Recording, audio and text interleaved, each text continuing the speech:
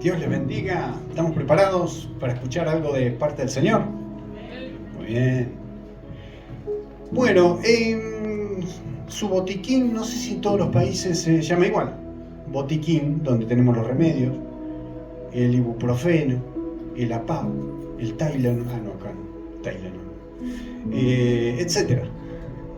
¿Sí? Cada cosa que usted va a servirse del botiquín, cuando le duele la cabeza, cuando tiene un dolor, cuando le pasa algo, cuando tiene tos, etc., usted va y busca algo que sea apropiado para lo que usted está necesitando, ¿sí?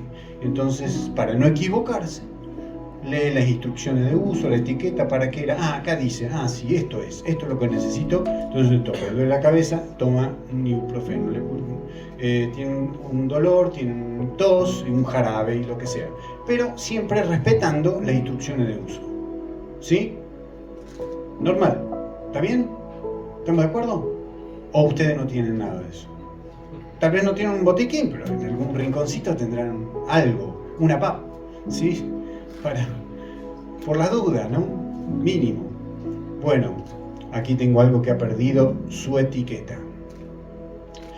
Y como ha perdido su etiqueta, quizá alguno piense que esto puede servir para un remedio para todas las enfermedades. ¿Sí? ¿Podemos pensar eso? No, al contrario.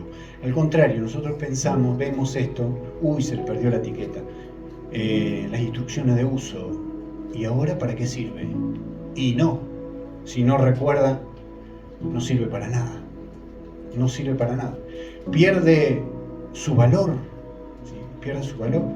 Sin embargo, quizás si esto fuera una persona, pensaría que es un comodín, ¿sí? Un comodín debajo de la manga puede servir para cualquier ocasión, para cualquier circunstancia. No, señor, no sirve. Muy bien, es un problema, es un problema. Aquello que no es usado para lo que fue creado no tiene razón de ser. Cuando se trata de personas, cuando se trata incluso de iglesias enteras, cuando se pierde de vista aquello por lo cual ha sido creado una persona, empieza un problema existencial, una crisis existencial. ¿Para qué vivo? ¿Para qué estoy? ¿Y cuál es la voluntad de Dios para mi vida? Y ahí estamos, sufriendo, padeciendo, y Dios ya dijo, ¿para qué nos creó? Él ya declaró su propósito, ¿sí?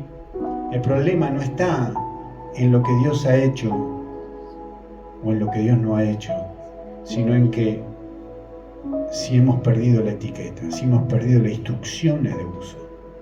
¿Sí?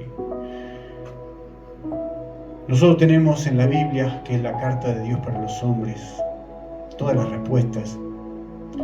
Tenemos las instrucciones y allí se nos dice para qué fuimos creados, para qué fuimos bendecidos. Si queremos ser bendecidos. Jacob, que después fue llamado Israel, y de él nace el pueblo de Israel, que es hasta el día de hoy. Jacob buscaba la bendición de Dios, porque sabía que si tenía la bendición de Dios tenía todo. Y lo que antes se disputaba era la primogenitura, que la recibía el hijo mayor. Y ustedes saben que cuando nació Jacob y Esaú eran mellizos, eran gemelos. Uno salió un minutito después que el otro, pero ahí nomás. ¿Quién era el mayor? El que salía primero. Y así que el que salía primero iba a heredar todas las cosas de su padre, iba a gobernar, ¿sí? Porque antes eran como naciones, eran familias extendidas, ¿sí? Que tenían muchos siervos, mucha gente, entonces iban sumando y eran familias tan grandes que antes no había naciones, había grupos étnicos y pertenecían a un clan, ¿sí? Los clanes, una familia grande. Bueno, Jacob o Esaú iba a heredar todo lo de su padre, todo lo del clan. Y de repente, usted sabe quizá la historia o no, Dios le dice que él iba, el menor iba a heredar, pero él luchó por esa bendición, por esa primogenitura que tal vez está un poco mal entendida, que no era quien mandaba más. Él luchó por la bendición de Dios, sin saber, todavía pensaba que era la primogenitura. En cambio, Esaú le vendió la primogenitura por un plato de lenteja, pues venía con un hambre terrible y dice, dame de comer. Y el que cocinaba ahí era Jacob. Y dice, te vendo véndeme tu primogenitura, la primogenitura que te corresponde. Y dice, bueno, igual me voy a morir, ¿no? Como que ellos piensan, y si total, algún día me voy a morir también, como, va un poquito en contra de Dios, ¿no? Va un poquito en contra de Dios esto, decir, ¿por qué nos tenemos que morir, Dios? Un poco va por ahí. Entonces, igual me voy a morir, ¿para qué voy a querer la primogenitura? Así que se la vendió. Y él pensaba que era nada, ¿no? ¿Qué es? Venderlo, es como decirle, acá te hago un boleto de compraventa, pero no lo firmo. Es de palabra, las palabras se las lleva el viento. Pero Jacob, cuando llegó el momento en que el padre tenía que darle la bendición oral a su hijo mayor, eso era darle la primogenitura, entonces como un testamento, ¿no? Entonces viene con engaño su hermano, porque el padre no veía bien, entonces él se hizo pasar por el hermano y se llevó la primogenitura del padre, que el padre lo bendijo a él. Cuando se enteró el hermano, lo persiguió a muerte y él tuvo que huir, llevar su esposa, su familia, salir de ahí huyendo de su hermano porque lo quería matar. Entonces se fue lejos para que su hermano no lo encuentre. ¿Quién quedó ahí? Al final, ¿quién se quedó con la primogenitura? Esa primogenitura que se suponía que era quedarse todo con lo del padre. Esaú. ¿Qué perdió? Nada. Y el otro se fue ¿con qué? En realidad con la bendición de Dios, porque en el camino un ángel se le apareció y él luchó con el ángel sin saber, y el ángel mismo le dice, has luchado contra Dios, has luchado con Dios y has vencido. Así que lo bendijo, bendíceme. Se dio cuenta que no era un hombre común, bendíceme, porque le había tocado el muslo y se le dislocó. Entonces a partir de ese momento hasta toda su vida rengueaba, ¿no? Jacob, como una señal. Y a él no le importó eso, no le importó nada. Y él buscaba la bendición de Dios. ¿Cuál era la primogenitura? ¿Qué entendió Jacob por primogenitura? Por heredarlo todo. Tener la bendición de Dios, tenerlo Dios mismo, conocer a Dios. Esa es la primogenitura. Entonces, cuando él obtiene eso, que es lo más importante, él recibe esa bendición. Pero, yendo un poco antes de todo esto, Dios le dice a Abraham, le da una promesa, y esa es la promesa que es lo que quería Jacob. Dios le dice a Abraham, que era su abuelo, le dice a Abraham que lo va a bendecir, pero con una condición. Entonces, recibir la bendición de Dios es más importante, es la primogenitura de Dios, no de un padre, no de las cosas que se pueden heredar en esta tierra. La bendición de Dios es la primogenitura directamente de parte de Dios. Entonces, es tenerlo todo. Si tú tienes a Dios, lo tienes todo. Si no tienes a Dios, no tienes nada. Te falta todo. Entonces, Abraham recibió esa bendición. Y fíjense lo que dice en Génesis 12, del 1 en adelante. Génesis 12 dice, pero Jehová había dicho a Abraham, vete de tu tierra y de tu parentela y de la casa de tu padre a la tierra que te mostraré.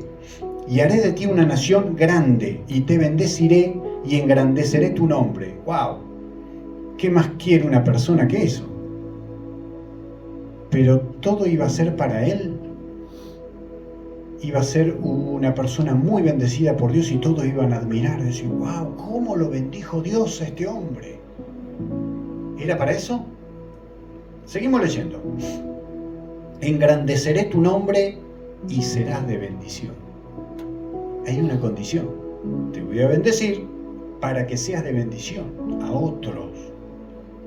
Bendeciré a los que te bendijeren y a los que te maldijeren maldeciré, y serán benditas en ti todas las familias de la tierra. Después, más adelante, en el Nuevo Testamento, vamos a leer, el apóstol Pablo dice que la bendición de Abraham nos alcanza a nosotros porque la bendición de Abraham se recibió por fe y no por obras, no porque él se haya esforzado. Abraham no se tuvo que esforzar, solamente tuvo que creer en Dios y ser llamado amigo de Dios, porque tú le crees a un amigo, a un desconocido no le crees, a un enemigo menos, pero a un amigo tú le crees. Entonces dice que Abraham fue llamado amigo de Dios, pero primero tuvo que obedecer. Vete de tu tierra, tu parentela, dejó todo y se fue a una tierra que te mostraré. Todavía no se sabe cuál, me voy igual, porque escuché la voz de Dios.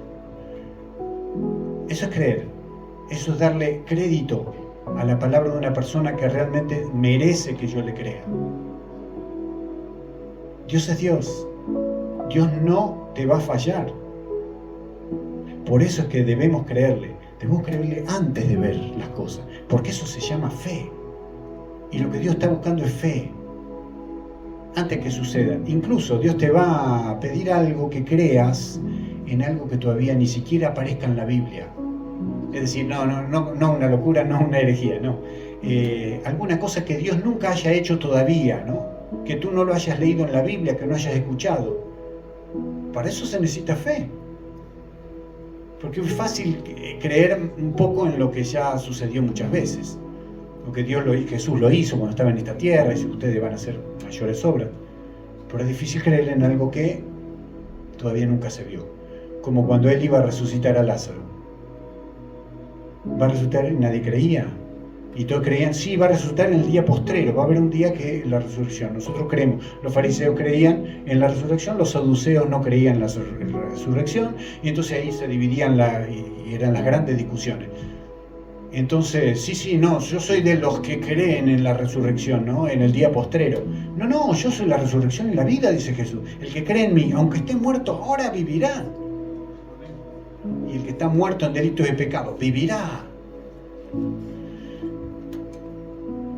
La promesa de Dios a Abraham llega hasta nosotros por la fe. Somos hijos de Abraham, la descendencia. Bendeciré tu descendencia, tu familia. ¿Sí? ¿Cómo será tu descendencia? Como las estrellas del cielo. ¡Wow! No se pueden contar. ¿Las puedes contar? Le dice Dios. No las puedo contar, Señor. Bueno, así será tu descendencia. Ni siquiera tenía un hijo. Y le muestra, mira la arena del mar. Tantos granitos. ¿Las puedes contar? No. Bueno, así será tu descendencia. A ver, si fuera la descendencia física, sería, él tuvo un hijo, Isaac, después nacieron Esaú y Jacob es el que se llevó la bendición de parte de Dios. Y así sucesivamente llegó a ser un pueblo bastante grande, fue reducido muchas veces a través de la historia, y continúa. Pero no es ese el Israel el que Dios tenía. Dice Dios que hizo de dos pueblos, hizo uno. Ese Israel y nosotros. Y nosotros que somos el pueblo de Dios ahora. Te bendeciré y serás de bendición. No te olvides para qué te bendije. Si te bendije, es por algo, para que seas de bendición. Hay personas que están todo el tiempo pensando en sí mismo. Yo, dame, mí. Y las oraciones son así. Yo. A veces oramos por nuestro hermano, aquel que conocemos, aquel que vemos. Todavía más allá tenemos que levantar la vista para poder orar por las naciones que se pierden, los grupos étnicos. Pues Dios no ve las divisiones políticas. Hay otras divisiones que son más importantes, las divisiones culturales, las de los grupos étnicos, que piensan de una forma tan distinta que para llegar con el Evangelio a ellos hay que primero conocer la cosmovisión. A veces nosotros miramos solamente la norma de conducta. ¿Sí? Uy, ¿cómo se comportan? Qué raro lo que hacen. Pero las normas de conducta obedecen a un sistema de valores que es más profundo. Y el sistema de valores a su vez obedece a el núcleo de la cultura, que es la cosmovisión, cómo ven a Dios, cómo ven el mundo, cómo ven el universo. Esa forma de entenderlo es lo más importante y muy difícil de llegar, pero el misionero va ahí a conocer la cosmovisión y las palabras que él pueda darle de salvación del Evangelio van a ser compartidas mediante esa forma de ver las cosas, para que se pueda entender el Evangelio y que no se entienda otra cosa. ¿Se entiende? Por eso están los misioneros que tienen que pagar un precio, ¿no? Tienen que pagar un precio. Como nosotros cuando tenemos que ir a predicarle a alguien, tenemos que olvidarnos de cómo piensa esa persona. Si está de acuerdo conmigo o no, si es mi amigo o no, por ahí es mi enemigo y le tengo que predicar igual y lo tengo que amar con el amor de Dios. En ti serán benditas todas las familias de la tierra. Una condición muy importante por la que Dios lo bendice a Abraham. Lo bendice para bendecir. Y serás de bendición. En ningún grupo, ningún lado, ninguna sociedad, ni aún en la escuela secundaria, recuerdo cuando en la escuela secundaria la directora decía, cuando yo iba a la escuela secundaria, no ahora que estoy enseñando, decía, vamos a hacer 2 listas, dice, vamos a hacer una lista de los derechos y los privilegios y vamos a hacer la otra lista de las obligaciones, la obligación y las responsabilidades.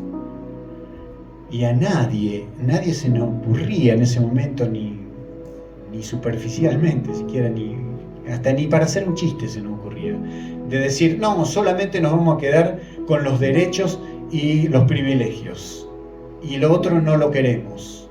Nadie. Porque sabemos que no es así. Hay que aceptar las 2 cosas. Los derechos, los privilegios y las responsabilidades, las obligaciones. Te bendeciré para que sea de bendición. Te bendeciré para que sea de bendición. Si usted se siente bendecido por Dios, es para que usted bendiga a otros. Si usted se siente salvo y usted sabe que Dios lo rescató, Dios lo transformó, lo cambió, le dio nueva vida, es para que vaya y anuncie el Evangelio de salvación, las buenas nuevas, las buenas noticias de salvación a otras personas. Fuimos creados para amar a los perdidos de toda nación. Siguiente. Fuimos creados para amar a los perdidos de toda nación. Nosotros mismos fuimos creados, ¿sí? Para bendecir a otros, y no solamente para los que nos rodean, nuestro prójimo inmediato, sino para pensar mucho más allá, extendernos. Nuestra mentalidad tiene que ser del reino de los cielos, y el reino de los cielos alcanza más allá de lo que nosotros podemos mirar, ¿sí? Así que con nosotros no puede ser ojo que no ve, corazón que no siente. No, tenemos que sentir la necesidad, ver la necesidad de un mundo que se pierde. Dios creó al pueblo de Israel para bendecir naciones. La promesa de Dios a Abraham de formar una nación y bendecirlo. El propósito era bendecir a la familia, los grupos étnicos de las naciones de la tierra. Muy bien, el siguiente. Dice, Dios creó al pueblo de Israel para bendecir naciones. Hay un modelo aquí que era que Dios proponía al pueblo de Israel. El modelo centrípeto. Todas las naciones de alrededor iban a conocer que las leyes de Dios, el gobierno de Dios entre ellos, era lo mejor que le puede pasar a un país, a una nación, era lo mejor. Iban a ver que los efectos, pero esto está funcionando. ¿Qué pasa acá? ¿Qué es? ¿Qué hay? Está Dios con ellos. Entonces las naciones iban a ser acercadas a Israel, ¿sí? Iban a ser atraídas a Israel. Eso sucedió, como un ejemplo, la reina de Sabá, que va al rey Salomón. Y dice, escuché muchas cosas maravillosas de usted. Dice, o de su majestad, no sé cómo, si era el rey. Escuché muchas cosas maravillosas, dice. Y cuando vio todo personalmente, dice, esto es mucho más de lo que me contaron. No se compara, lo que me contaron es poquísimo. No le llega ni a los talones a lo que es la realidad para mí. Entonces se fue y entendió que Dios estaba ahí en el pueblo de Israel y que ese era el Dios verdadero. Por eso, porque fue atraída al pueblo de Israel. Ese era lo que Dios proponía para el pueblo de Israel, el Israel físico. Nosotros somos el espiritual.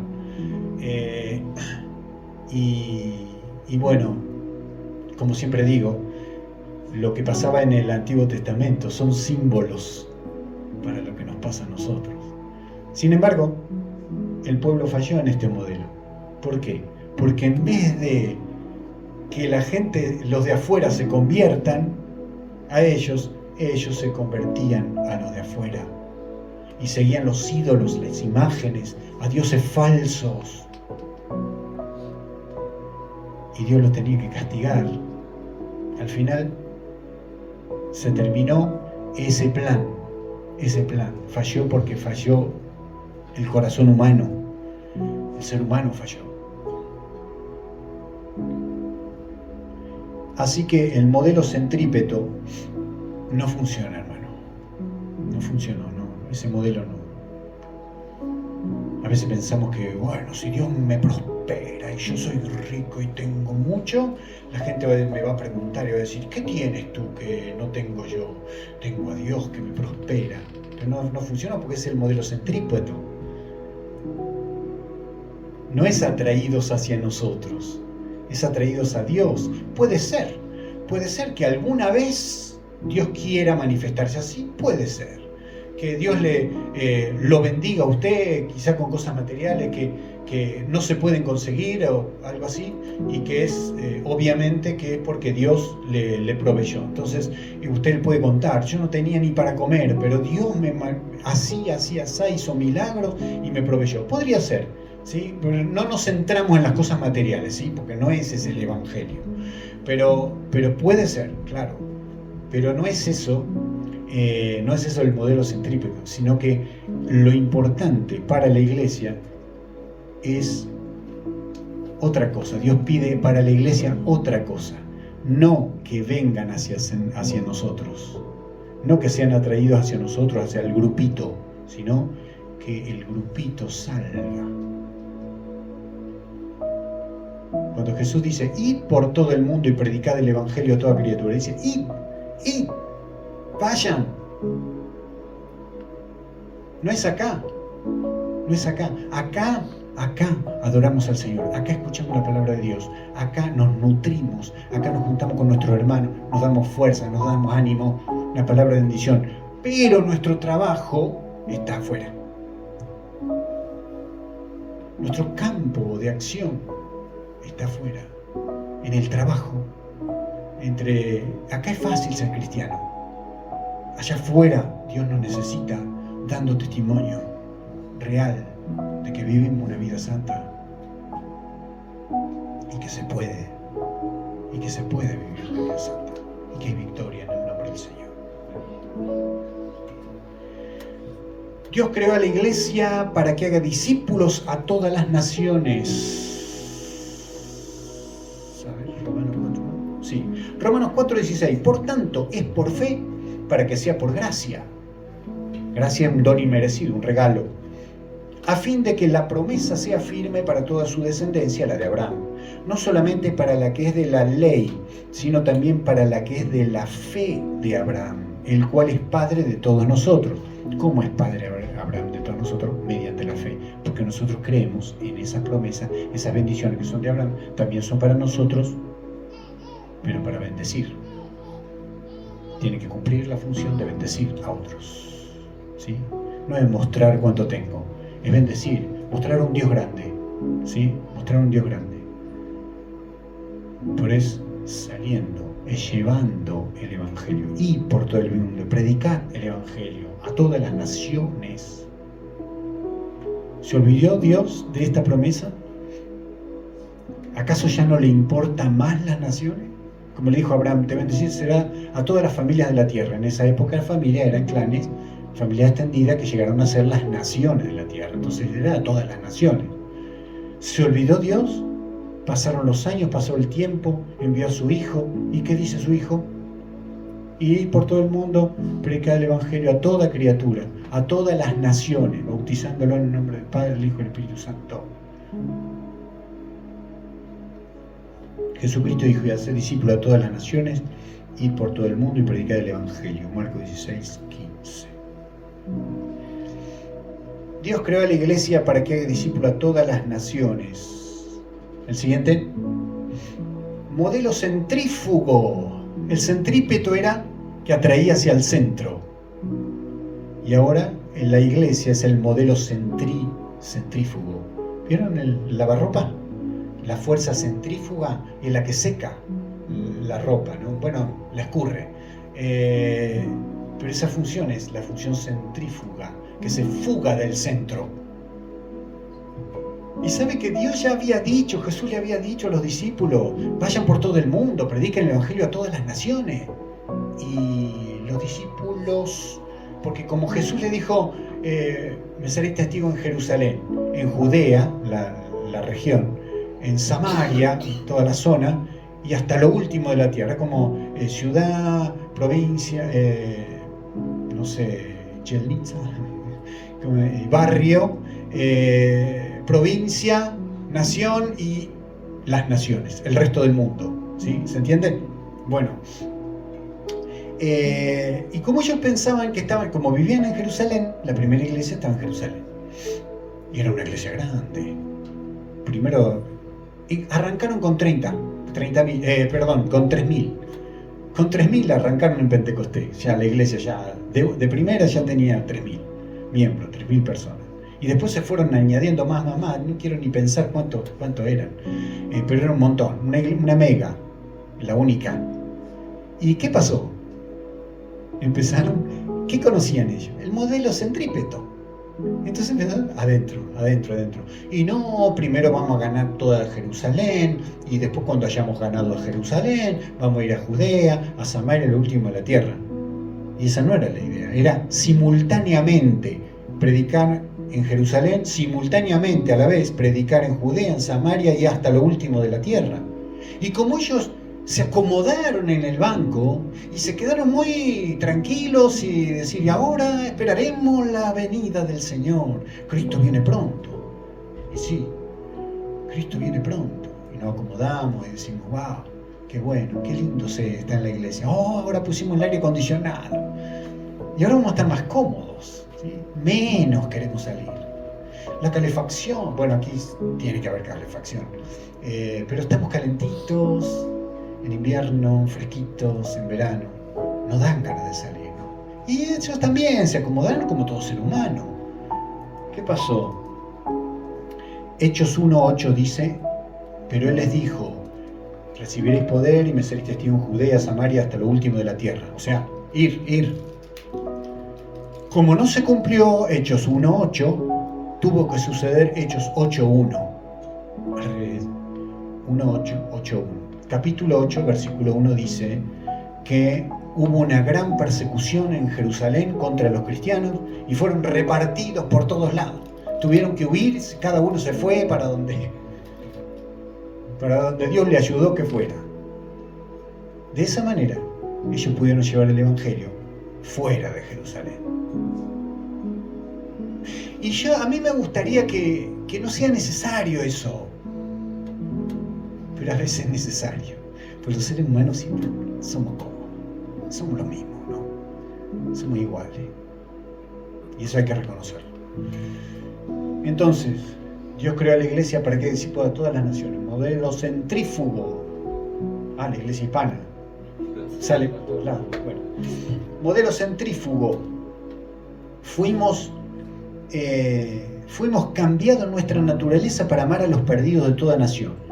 Y bueno, tal vez se está haciendo un poquito larga la reunión hoy, así que propongo ver un videíto cortito que algo nos va a mostrar. Esperen, antes de ponerlo. ¿Recuerdan a Jonás? ¿Cuántos saben la historia de Jonás?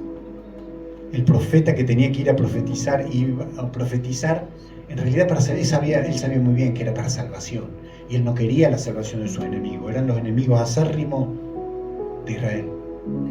Y él no, son mis enemigos, no quiero ir ahí. Entonces fue cuando Dios lo mandó a Nínive, los enemigos, a Nínive a predicar.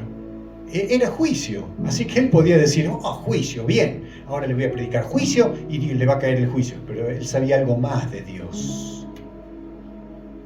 Él sabía que Dios era un Dios misericordioso. Estamos hablando del Antiguo Testamento.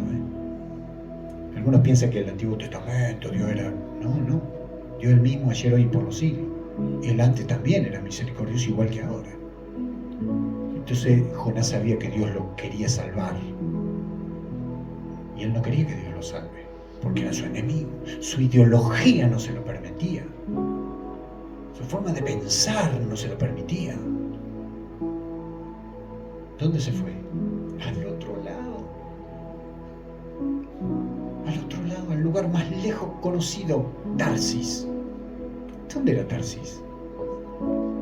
Según los mapas, bueno, no existían mapas en ese momento, pero se cree que era España.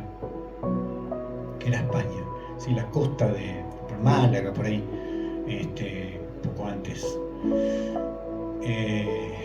Porque era lo más lejano, donde podía ir un barco fenicio. Y se pagó el pasaje para ir allá. ¿Sabe cuánto iba a durar ese viaje? 1 año. 1 año en crucero, imagínense cuánto puede costar eso. ¿Cuánto puede costar? Una fortuna.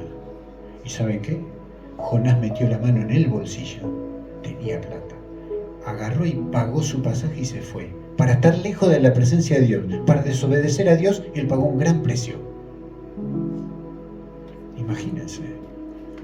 ¿Será cuestión de dinero esto? No tengo plata para ir a predicar a Tarsis. Pero ir a Nínive. Pero tienes dinero para ir a Tarsis. Entonces siempre hay excusa, ¿no?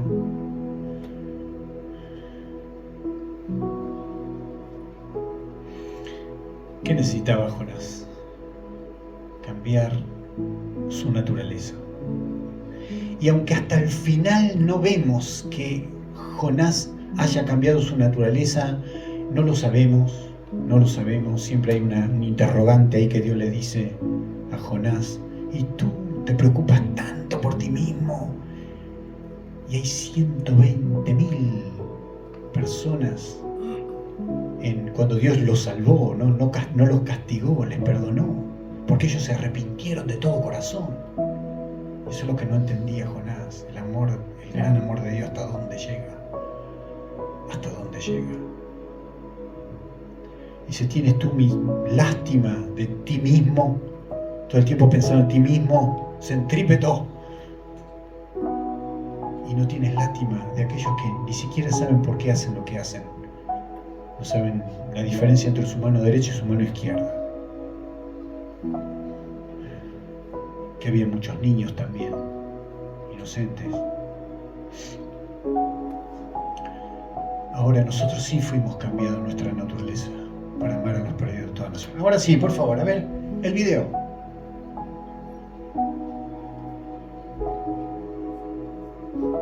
Bueno, y no tenemos sonido. Claro, no tenemos sonido. Pero dice: muéstrame la otra que tienes ahí. Y ahí vemos el aspecto visible de su problema. Bueno, ustedes saben, Silvestre siempre está intentando comer el pajarito, ¿no? Dice: ahora tienes que darle un besito, ¿sí? Amíguense, tienes que ser amigo de él. Dale un besito, vamos Silvestre, dale un besito. A ver. Y dice: tienes que darme un besito, dice el pajarito. No va a cambiar, ahí nomás, gracias. No va a cambiar. ¿Lo han visto eso? Cuando yo era chico veíamos esos Eso le llamamos dibujitos animados en Argentina. Bueno, Jonás no muestra señales de haber cambiado, pero Dios tiene que tratar con nosotros para que nosotros podamos cambiar nuestra mente. Siempre vamos a pensar, todos nosotros, en nosotros, en nosotros. Hay que pensar en el mundo que se pierde, aunque no sean nuestros amigos.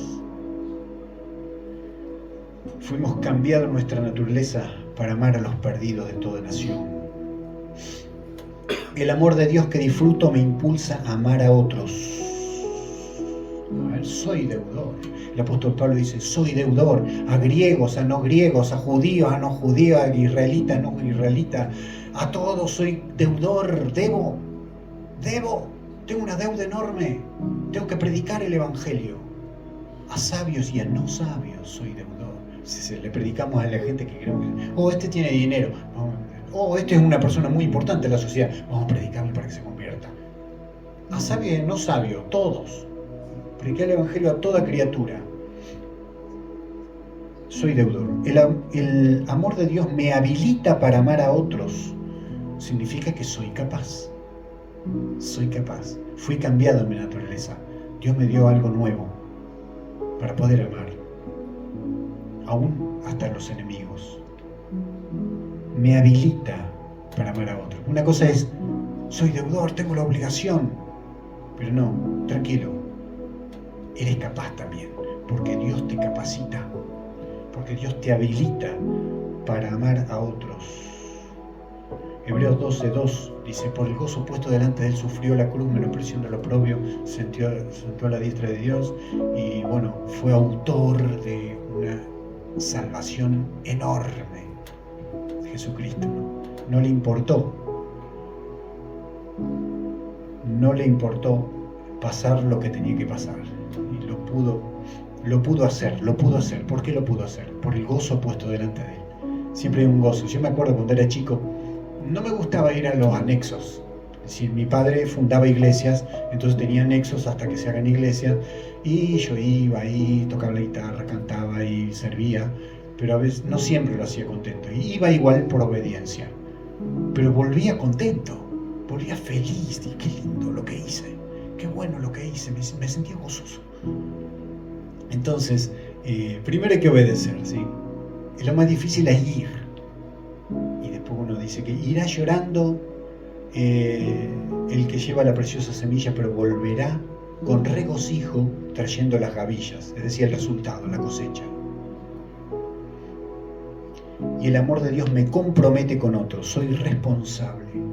1 Corintios 9:16 dice, ay de mí si no anunciar el evangelio. Ay de mí, soy responsable. Lo puedo hacer. Voy a estar gozoso. Si lo hago, dice el apóstol Pablo, si lo hago renegando, murmurando y todo eso, no voy a tener recompensa, pero lo tengo que hacer igual. Pero si lo hago contento, lo hago con gozo, voy a recibir una recompensa. Es mejor hacerlo con gozo. Hay derechos y obligaciones, ¿sí? Te bendeciré y serás de bendición. Privilegios y responsabilidades.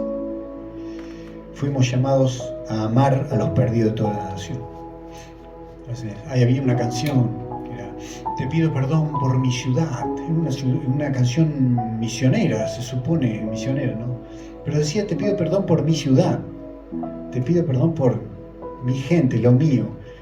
Y muchas iglesias, cantando eso, se centraban ellos en su iglesia, aquí estamos en esta ciudad, tenemos que ganar nuestra ciudad. No salían más de ahí, ¿no? Entonces no me gustaba mucho esa canción, pero porque el amor se expresa al orar por todo el mundo que se pierde. Usted, si no tiene recursos, no tiene otra cosa, puede doblar sus rodillas y orar, que es lo más importante, es lo que más se necesita. ¿Cuántas veces he podido salir adelante? He podido seguir adelante porque sé que había oraciones. Un pueblo de Dios estaba orando por nosotros, por mí, por nuestra familia. Siempre por las oraciones de la gente, porque Dios nos escucha a todos. Esto no es individualismo, ¿sí? Voy a predicar, no, vamos todos en el misionero. Nosotros estamos apoyando a los 2 misioneros de nuestra iglesia, económicamente. Eso significa que estamos yendo con el misionero, ¿sí?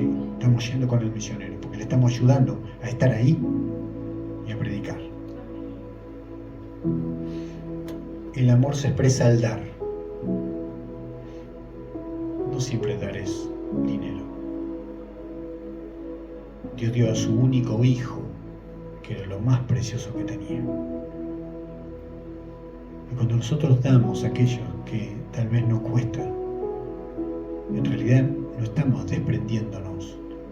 Bueno, sí, estamos desprendiéndonos, pero no para nada, sino para recibir una cosecha. Estamos invirtiendo en realidad.